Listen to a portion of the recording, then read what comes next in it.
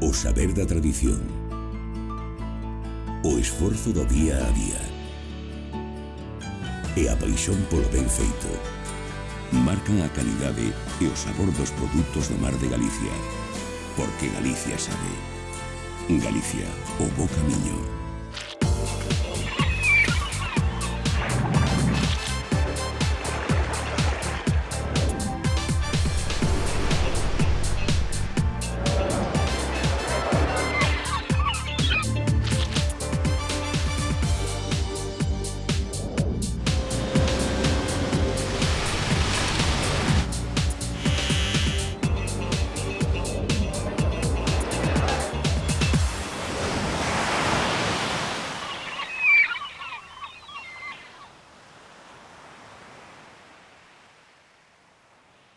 A Consellería do Mar non entende a sentenza contra a conserveira Javimar por infringir a denominación de orixe. A semana pasada, a Audiencia Provincial de Pontevedra condenábaos por competencia desleal ao enlatar como galego mexillón non certificado por Mexillón de Galicia. Hasta ahora nos o que temos unhas comunicacións da Comisión Europea donde, de acordo ao que mantén o Comité Científico, a denominación de orixe non lle aplicaba a conserva, porque os científicos tiñan determinado que tanto os produtos térmicos, xa foran de elaboración de conserva como de conxelado, cambiaban as características organoléctricas do mexillón e, polo tanto, desvinculaban con ese orixen que se intentaba certificar ca denominación de orixe. Por iso piden un novo dictame da Comisión Europea para aclarar a situación xurídica real do bivalvo. As dúbidas nacen do feito de que o regulamento da denominación de orixe protexida do 2008 está anulado. E nestes momentos nos atopamos con unha aplicación do regulamento do ano 2000.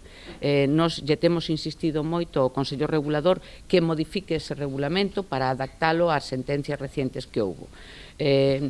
Moito máis non podemos facer, solamente agora nos queda o pedir esa aclaración ao Comité Científico da Unión Europea para que nos digan dunha vez por todas se lle aplica ou non lle aplica ao mexillón transformado a denominación de orixe. Quintana recordou que o ano pasado só se puido certificar un 14% do mexillón producido en Galicia e que só un 25% dos produtores están certificados pola denominación de orixe. Por iso agarda que o Comité Científico da Comisión aporte luz ao problema. Bueno, de indefensión, tal e como se ve nesta sentencia, que xa digo, vai a unha conserveira única e exclusivamente, sí, porque parece ser que solamente podría levar o orixen de Galicia aquelas latas que teñan a certificación do Consello.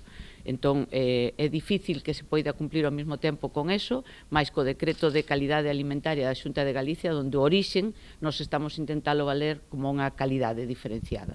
E eu espero que se resolvan da mellor maneira posible para que todo o mexillón que se produce nas 3.300 bateas que temos en Galicia poida seguir comercializándose como mexillón galego, que é o que é.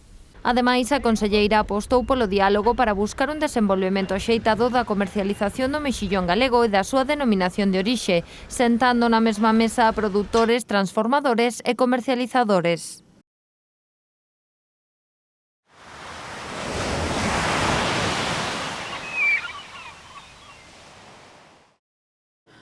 A Consellería do Mar visitou este martes a terminal de contedores do Porto de Vilagarcía, unha instalación na que se rexistra o 25% dos seus tráficos con movimento de máis de 250.000 toneladas no ano 2015. Creo que esa aposta que se fixo por ser capaces de chegar o servicio de ferrocarril a todos os muelles está contribuindo tamén a que os operadores vexan unhas posibilidades de desenvolvemento maior do porto. E eu estou convencida que se os portos van a máis, toda a comarca e a área de influencia tamén vai a ir a máis, porque se generan puestos de traballo, é un servicio fundamental para as pequenas e medianas empresas que poiden, a través dos portos, realizar eses negocios de importación e exportación. Estamos vendo como na terminal que ahora acabamos de visitar hai un gran movimento de todo o que son produtos agroalimentarios para a zona de Canarias, pois que se mova leite, que se mova nata, que se movan viños, conservas. Eso, de alguna maneira, non só trae riqueza para o propio porto, sino para todas as empresas que se ubican nesta comarca. Durante a visita, a conselleira tamén puido coñecer o estado das obras de extensión da rede ferroviaria da Autoridade Portuaria o Peirao de Ferrazo. Coa finalización destas obras, todos os peiraos comerciais da Autoridade Portuaria disporán de conexión ferroviaria propia, o que optimiza a intermodalidade marítimo-ferroviaria. A Autoridade Portuaria o que ten é que facer as obras e dar os servicios. Logo, os operadores, unha vez que dispoñan deses servicios, pois xa son os que intentan buscar esas líneas das que nos comentaban precisamente no último muelle que estuvemos visitando. Non? Creo que neste momento, xa digo, o porto está preparado para que os operadores veñan e utilicen as instalacións que para eso se fixeron. A conselleira estivo acompañada pola presidenta da Autoridade Portuaria de Vilagarcía, Sagrario Franco, quen non escatimou en enseñarlle á responsable da carteira do mar as instalacións da Autoridade Portuaria, onde posteriormente a visita mantiveron unha reunión a porta pechada.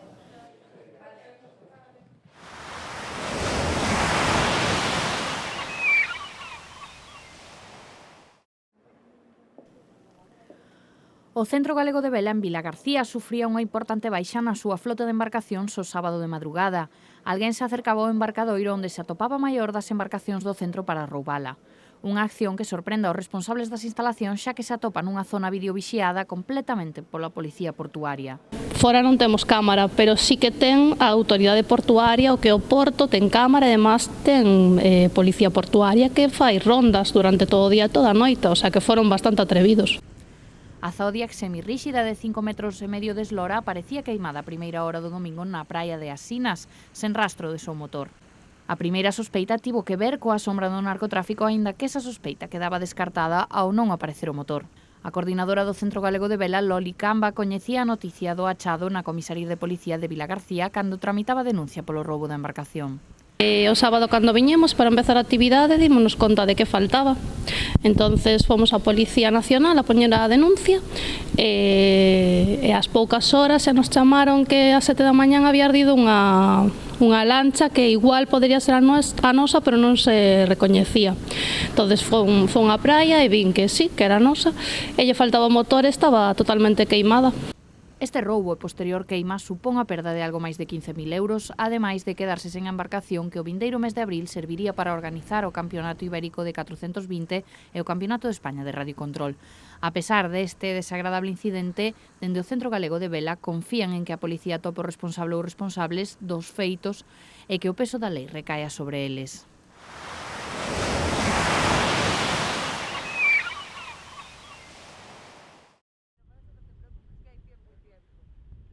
Os mariscadores de Noia colgaban a pasada semana os apeiros de traballo tras unha campaña que pecha con inmellorables resultados. As cifras non deixan lugar a dúbidas. 2,5 millóns suman os kilos de marisco descargados, que se traducen nunha facturación de 13,9 millóns de euros. Cifra moi por riba dos 5,4 que supuxo a anterior campaña. O éxito do actual exercicio reside no notable incremento das capturas, que, aínda que cotizaron a un prezo medio inferior, cuadriplicaron en volume a pasada campaña.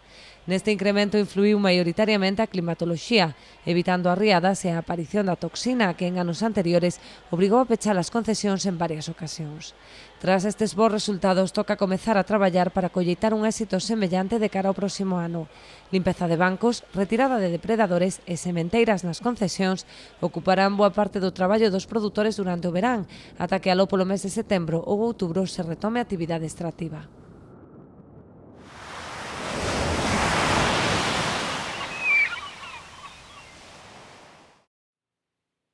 A principios de mes, a Confraría de Ribeira pechaba a extracción da ameixa babosa cun balance máis que satisfactorio grazas ás altas cotizacións. Os produtores dedícanse agora á ameixa rubia que manterán aberta ata finais de mes por mor dos altos prezos que está a cadar esta especie. Sí, nós hasta ahora tuvemos bons precios, non? Sobre todo na ameixa babosa e a máis na ameixa roja, pero bueno, a principios deste mes cerramos a ameixa babosa, que se levábamos a 10 de outubro con ela aberta, e agora estánse dedicando máis ben a ameixa rubia, non? A ameixa roja. E, bueno, para ser a fecha en que estáse cotizando sobre 8 euros e pico, é un precio bastante asequible, non?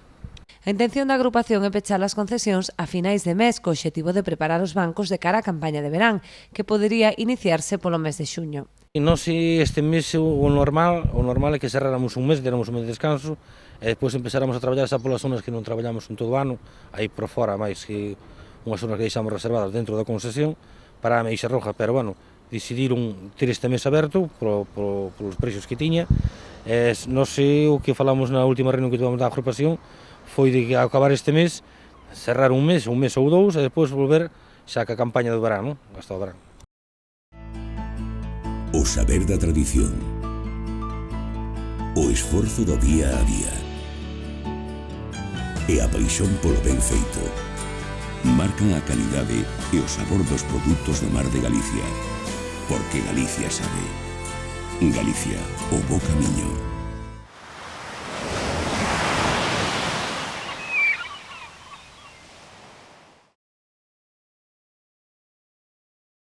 O Consello Galego de Pesca acordou en pleno a constitución de 3 comisións de traballo para abordar en profundidade os problemas que afectan aos sectores representados neste órgano. O primeiro dos grupos centrarase na pesca de baixura, co obxectivo de analizar as medidas que propón o Plan de Acción de Pesca Costeira de Galicia que vai poñer en marcha a Xunta no marco do Fondo Europeo Marítimo e da Pesca 2014-2020. Os outros dous grupos abordarán especificamente os regulamentos europeos de control e de medidas técnicas da pesca en augas profundas. Durante a xuntanza acordouse tamén convocar a Comisión da Industria Transformadora e iniciar o diálogo entre as confrarías e os representantes da pesca recreativa sobre zonas de traballo comuns.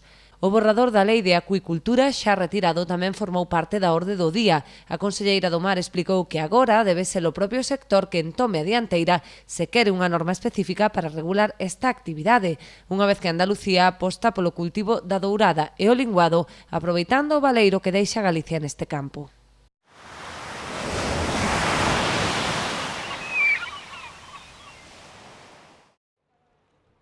O Concello de Ribeira vén de constituír a Comisión de Seguimento da Lonxa, na que, ademais de Portos de Galicia e a Consellería de Sanidade, están representadas as asociacións locais do Cerco, Arrastre e Artes Menores, así como compradores, exportadores e a administración da actual lonxa.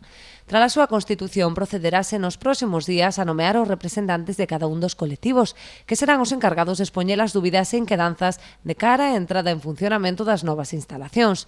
Neste primeiro encontro abriuse ademais a posibilidade de crear subcomisións específicas para abordar temas concretos, tal e como xa se vai facer cos exportadores. Tras a xuntanza, medio cento de usuarios da Nova Rula tiveron ocasión de visitar as instalacións que entrarán en servizo próximamente.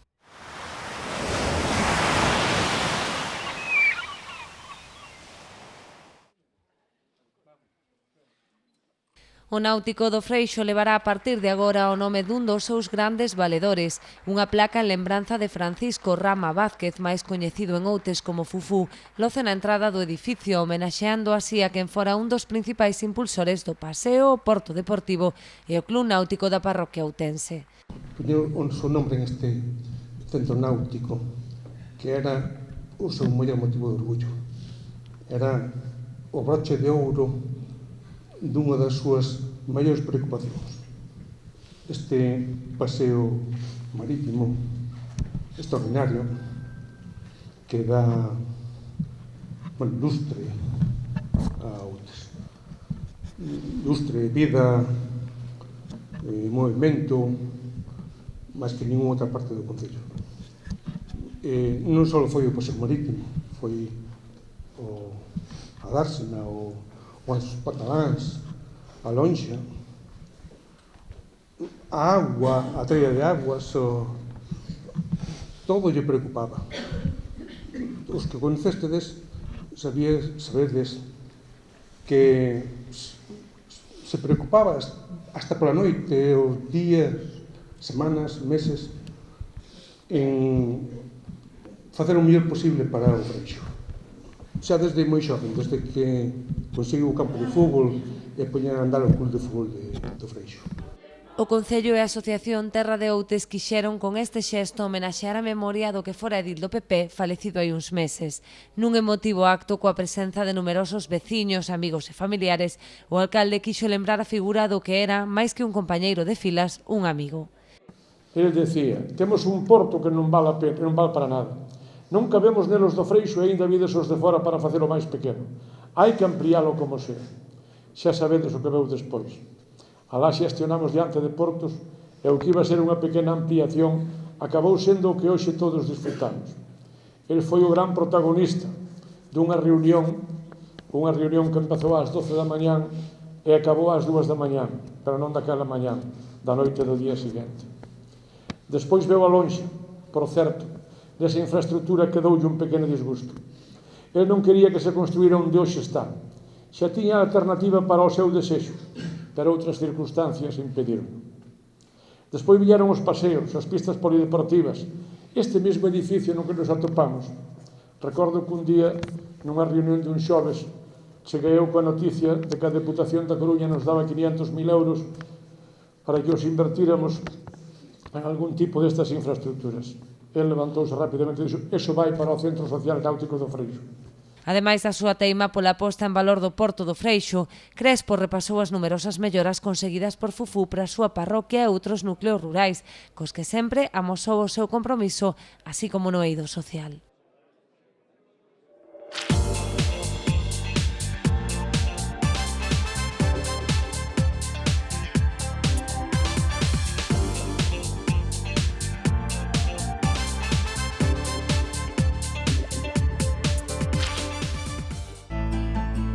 O saber da tradición, o esforzo do día a día e a paixón polo ben feito marcan a calidade e o sabor dos produtos do mar de Galicia, porque Galicia sabe. Galicia, o bo camiño.